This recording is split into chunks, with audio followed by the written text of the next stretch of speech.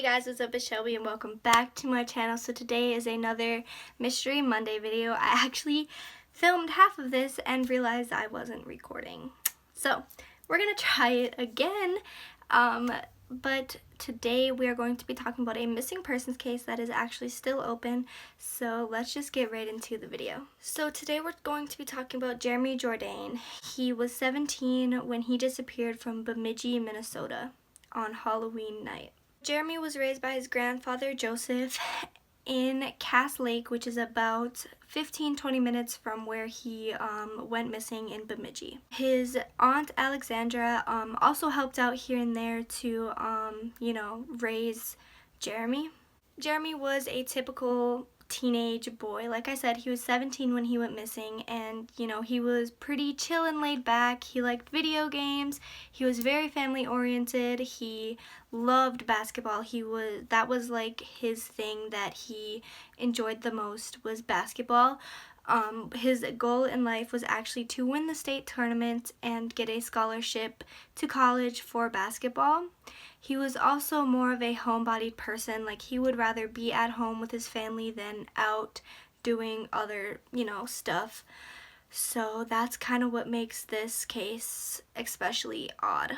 And he definitely was not a person to slack off. He was super dedicated to basketball and getting good grades. Like, he really worked hard to keep his grades up, and he worked really hard to train in basketball to get this scholarship to go to school for basketball.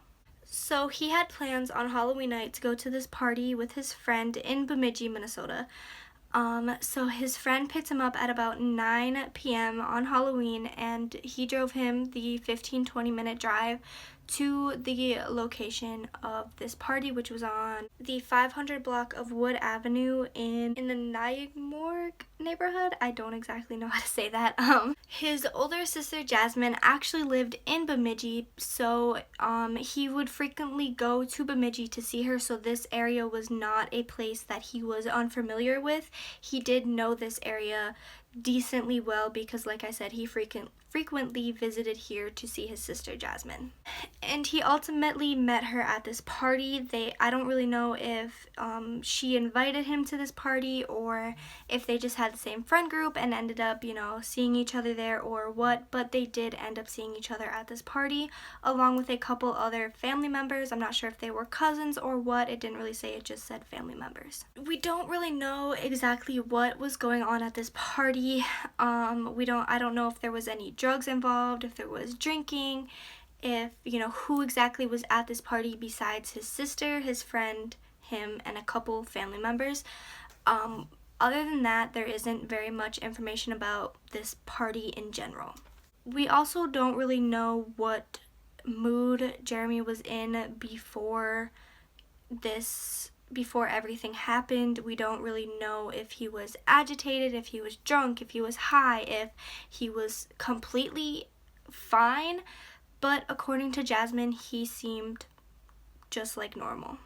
So at about midnight, he got up and pretty much just took off running.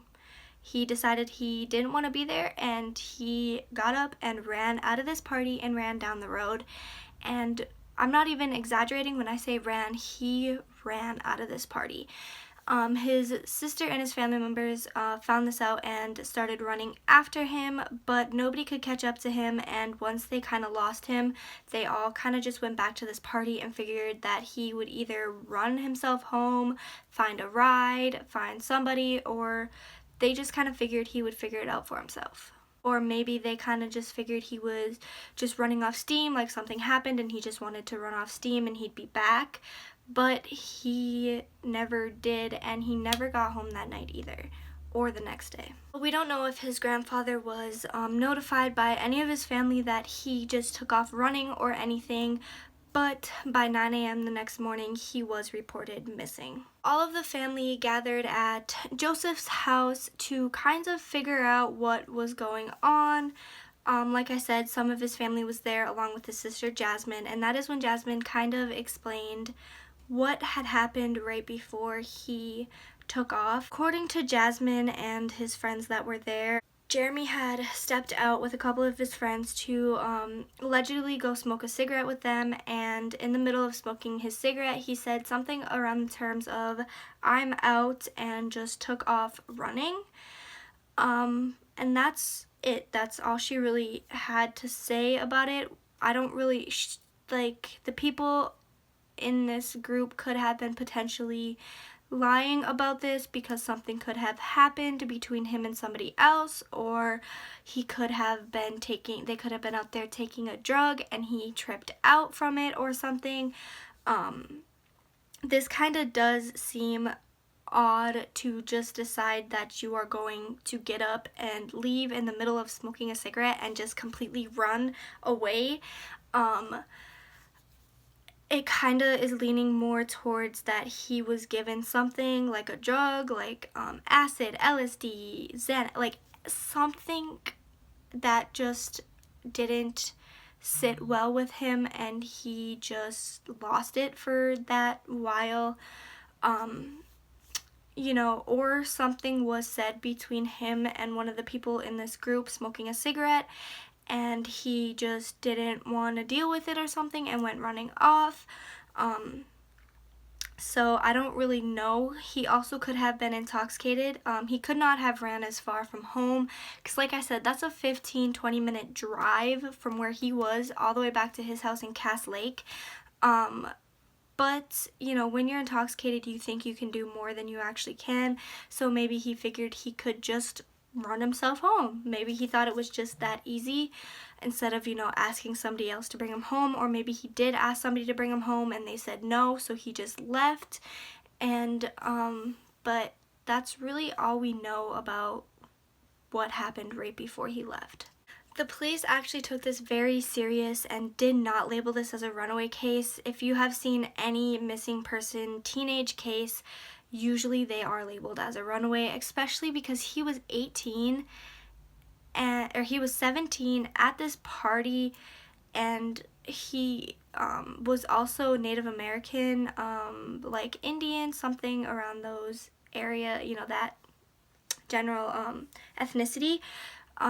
So he definitely had circumstances to have this case looked at as a runaway, but thankfully the police did not look at this as a runaway, and that is so awesome because you do not see that in a lot of cases that aren't runaways, that are labeled as runaways, and then they don't look into it like they should. So they sent the K-9 unit to the location of the party to track his scent to see how far he went, and they tracked it for a couple blocks, not even 2 miles, and then it came to a complete dead stop. And knowing this, it looks like he could have gotten into somebody's car if his tracks just dead stopped like they did.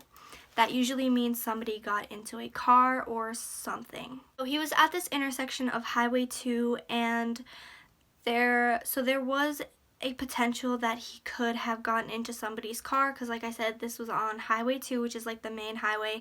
They tracked every single person down from this party from what I can see, and they interviewed every single person that was at this party to see, what was going on. They also searched everybody's car to find anything from Jeremy, to see if they could find anything, shoes, pieces of clothing, his scent, anything, but nothing was ever found from this, and interviewing them didn't really get them any farther than where they already were. So 50 volunteers, 90 police officers from around the area, and even the U.S. Border Patrol started a search for him. They covered a 3-square radius around the location of where the party was and where he went, where they last tracked him at. And they searched private properties and everything. They went door to door to see if anybody had seen him running the streets, or if they came up and knocked on their door or anything. There was no cell phone really mentioned. Like, they never said they tracked his cell phone, like to see where he last pinged or anything. So maybe he left it at the party, or he didn't have one. I don't really know.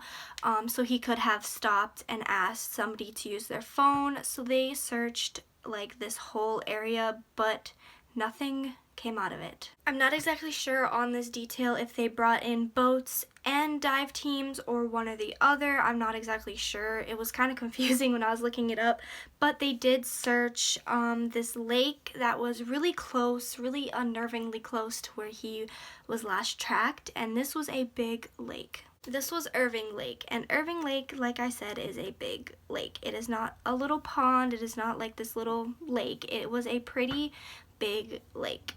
And people even brought in their canoes and their boats to help search this lake, but I don't really think this lake could ever be fully searched because it is pretty big. But like you guessed it, they didn't find anything. His family got together with the Leech Lake tribal government to search Highway 2 and County Road 8, which is the two main roads that lead back to Cass Lake, and it is also really close to where he was last tracked. So they searched this whole area, and it is about a 5-hour walk, so they were really searching this area. County Road 8 is a more rural area. It is more of kind of like, I guess you could say, the back roads of this. Like I said, it was Highway 2. Highway 2 was this big highway, and County Road 8 was more of a rural road type area.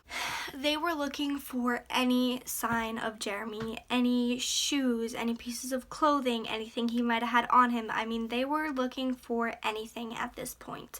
They even asked people that lived on this highway and county road to check their outhouses to make sure that he didn't, stumble in there for shelter, for warmth, for anything, because it was November. In Minnesota, it is getting cold at night especially, and this was midnight, so if, he saw an outbuilding and decided to, crash there for the night or something, so they were asking people to look in their outhouses, they were asking people if they saw him, they were doing everything that they could. And like I said, it was getting to be November, it was November, and it was getting to be colder in Minnesota, and their searches ended up being abruptly stopped by a big snowstorm. And now all they had to do was wait for the snow to melt to see if they could find anything. Leads were coming in during this period of time, and the police did search into every single lead that they got. A lot of the leads were just that they had thought that they seen him in this area, but none of them really panned out anywhere leading to find him. Police were still continuing to ask people to check their outhouses because, like I said, it's snowing, maybe he went there for shelter or something, so the police were still asking people to check their outhouses. It was November, and if you don't know, November is hunting season, so the police were saying, if you're taking the time to go walk out to hunt, take the time out to go walk out and check your outbuildings. The next year, a tip came in, and it was an odd tip. The person said that they spotted him in Shakopee, which is kinda like by Minneapolis area, and that was about 200 some miles away from where they last tracked him. And the tip that came in, like I said, was kind of odd because, and I quote, this is what it said: "I saw Jeremy." That is exactly what it said. I saw Jeremy. They didn't say, I think I saw him, somebody that looked like him. It was like dead ass, I saw Jeremy.